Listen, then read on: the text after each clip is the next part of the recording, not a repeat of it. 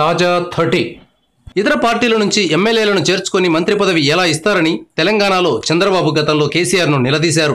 ఇప్పుడు చంద్రబాబు అదే పని చేశారు. కేసీఆర్ పార్టీ ఫిరాయించిన వారిలో ఒకరికే మంత్రి పదవి ఇచ్చారు.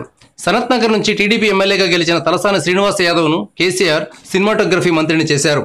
అదే చంద్రబాబు ఏకంగా 4 మంత్రి పదవి ఇచ్చారు. వైసీపీ నుంచి వచ్చిన పలమనేరు ఎమ్మెల్యే అమర్నాథ్ రెడ్డికి, జమ్మలమడుగు ఎమ్మెల్యే ఆదినారాయణ రెడ్డికి, ఆళ్లగడ్డ ఎమ్మెల్యే భూమా అఖిలప్రియకు, బొబ్బిలి ఎమ్మెల్యే సుజయకృష్ణ రంగారావులకు బాబు మంత్రి పదవి ఇచ్చారు.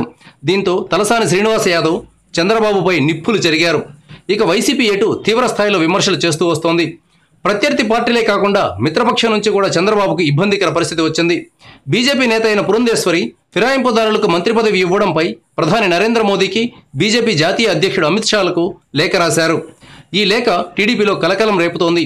చంద్రబాబుకు దడ పుట్టిస్తోంది. కేబినెట్లో వైసీపీ ఎమ్మెల్యేలకు ఎలా స్థానం కల్పిస్తారని పురంధేశ్వరి నిలదీస్తున్నారు.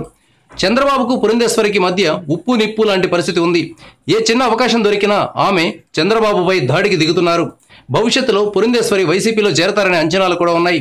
ఈ పరిస్థితుల్లో పురంధేశ్వరి లేఖకు మోదీ, అమిత్ షాలు పెద్దగా ప్రాధాన్యం ఇవ్వకపోవచ్చు. కానీ చంద్రబాబు ఇమేజ్ డ్యామేజ్ అయ్యే అవకాశం ఉంది.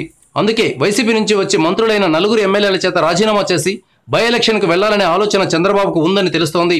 అయితే నంద్యాల ఉప ఎన్నిక ఫలితం తర్వాతే చంద్రబాబు వైసీపీ ఎమ్మెల్యేల చేత రాజీనామా చేయించే అంశంపై నిర్ణయం తీసుకునే అవకాశం ఉంది. నంద్యాలపై వైసీపీ చాలా ధీమాగా ఉంది. ఎట్టి పరిస్థితుల్లోనూ గెలుస్తామని ఆ పార్టీ భావిస్తోంది. ఇలాంటి చోట గెలవగలిగితే అప్పుడు 4 మంత్రుల చేత ఎమ్మెల్యే పదవులకు రాజీనామా చేయిస్తారని భావిస్తున్నారు. ఏది ఏమైనా ప్రతిపక్ష వైసీపీకి కేబినెట్ విస్తరణ మంచి అవకాశాన్ని ఇస్తోంది. టీడీపీ మీద మరింత తీవ్ర స్థాయిలో విరుచుకుపడుతుందని భావిస్తున్నారు.